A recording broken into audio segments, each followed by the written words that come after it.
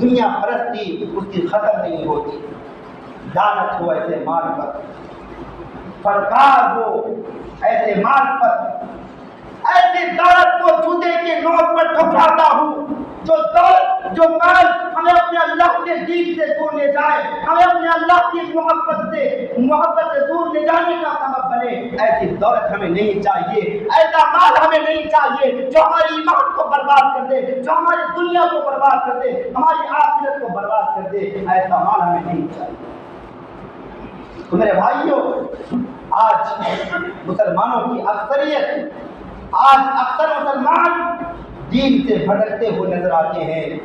دنیا آخرت سے زیادہ محبوب ان لوگوں کی نظر میں ہو چکی ہے۔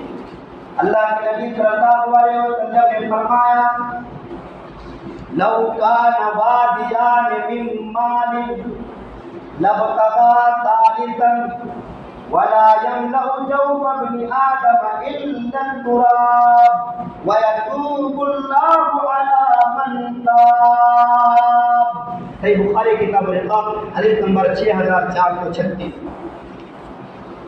حضرت ابن عباس رضی اللہ تعالیٰ عنہ بیان کرتے ہیں کہ رسول اللہ صلی اللہ علیہ وسلم نے فرمایا بالفرض اگر مان لیا جائے کہ آدمی کے پاس مال کی دو وادیاں ہوں، یہاں پر مطلق طور پر مال کا ذکر ہے اور صحیح مسلم وغیرہ میں سونے کا ذکر ہے۔ لو کان وادیان من ذهب، کہ آدمی کے پاس سونے کی دو وادیاں ہوں، اور سونا مال جو سب سے قیمتی ہوا کرتا ہے، تو آپ نے فرمایا لو کان وادیان من مال او من ذهب، اگر آدمی کے پاس، انسان کے پاس مال کی دو وادیاں ہوں، سونے کی دو وادیاں ہوں، تو تیسری وادی کو بھی چاہے گا کہ مجھے اور ایک وادی مل جائے، اس کا نہیں پیٹ بھرے گا۔ ولا يملأ جوف ابن آدم الا التراب، اور ابن آدم کا پیٹ دنیا کی کوئی بھی چیز نہیں بھر سکتی سوائے قبر کی مٹی کے۔ یعنی جب تک انسان کا سانس ہے اس دنیا سے انسان کا دل خاموش نہیں بیٹھے گا، اس دنیا سے انسان کا دل اطمینان نہیں پائے گا۔ وَيَتُوبُ اللَّهُ عَلَى مَنْ تَابَ، اور جو شخص اللہ رب العالمین کی طرف توبہ کرتا ہے، اپنے گناہوں سے توبہ کرتا ہے، تو اللہ تعالیٰ اس بندے کی توبہ کو قبول کر لیتا ہے۔ یہاں پر قابل غور طرف بات یہ ہے کہ ابن آدم کا پیٹ کبھی نہیں بھرنے والا، وَلَا يَمْلَأُ جَوْفَ ابْنِ آدَمَ إِلَّا التُّرَابُ۔ اس دنیا سے انسان کی خواہش مکمل نہیں ہونے والی ہے، یہ دنیا انسان کو سکون نہیں دینے والی ہے۔ آدمی سوچتا ہے یہ کروں وہ کروں، ایک مکان بن کر تیار ہو چکا، دوسرا کب تک بنا، فلاں کے پاس اتنا مال جمع ہو چکا، میرے پاس کب تک ہوگا، فلاں کے پاس اتنی دولتیں میرے پاس کب تک ہوں گی۔ یہ سوچ کر ایک مسلمان اپنی عقل کو کھو بیٹھتا ہے، اور پھر اسے دنیا کی دنیا نظر آتی ہے تو اسے آخرت یا اپنی ایمان کی کوئی فکر نہیں ہوتی۔ مسلمان ہے، بے نمازی ہے، نماز کا چور ہے، پھر بھی احساس نہیں ہوتا، سودی کاروبار کر رہا ہے، حرام کے طریقے سے، حرام طریقے سے روزی روٹی کما رہا ہے، پھر بھی احساس نہیں ہوتا، یتیموں کا مال ناحق طریقے سے کھا رہا ہے، کسی کو ناحق دبانے کی کوشش کر رہا ہے، کسی کی زمین کو ہڑپنے کی کوشش کر رہا ہے، کسی پر ظلم و زیادتی کر رہا ہے، پھر بھی احساس نہیں ہوتا۔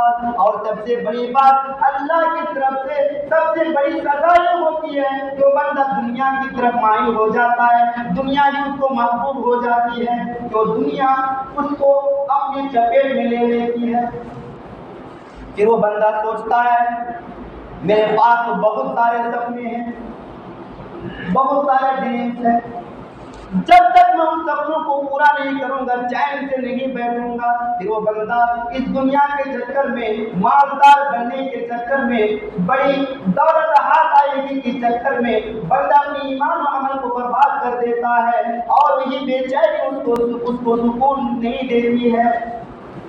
उसकी दुनिया की फिक्र उसको सुकून पाने से महरूम कर देती है। दुनिया भी बर्बाद और आखिरत भी बर्बाद। दुनिया में भी सुकून नहीं मिला, और क़यामत के दिन तो आपने सुना कि क़यामत के दिन अंधा बना करके उसका हश्र किया जाएगा, उसको जहन्नम के अंदर दाखिल किया जाएगा। क्या आप चाहते हैं कि आपके साथ भी ऐसा हो? आपकी दुनिया भी बर्बाद हो और आखिरत भी बर्बाद हो?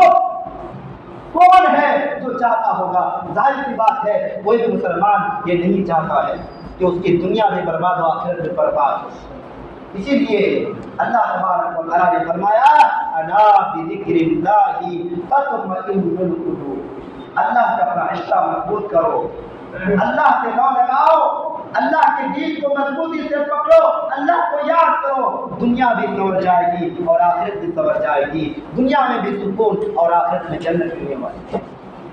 इसी तरह आप सल्लल्लाहु अलैहि वसल्लम ने आज से 1400 साल पहले ही अपनी उम्मत को बतौर नसीहत ये फरमाया था, उन्जुरू इला मन हुवा अस्फला मिनकुम वला तंजुरू इला मन हुवा फौककुम ज़ालिका अजदर अल्ला तज़करू निअमतल्लाहि अलैकुम।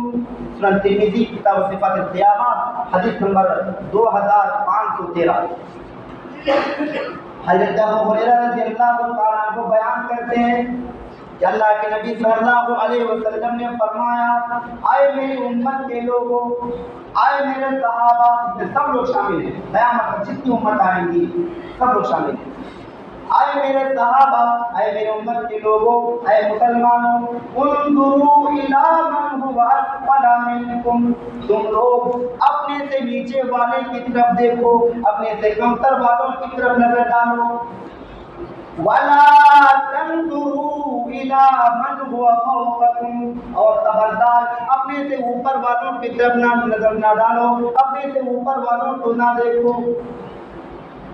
यानी जो तुमसे अमीर है, जो तुमसे अच्छा खाता पीता है, अच्छा पहनता है, उन लोगों की तरफ देख कर अपने दिल को छोटा ना करो, वरना फिर तुम्हें ऐसा मालूम होगा कि अल्लाह ने मुझे बहुत बदनसीब बनाया है, फलां के पास इतनी सारी नियमतें मेरे पास नहीं है।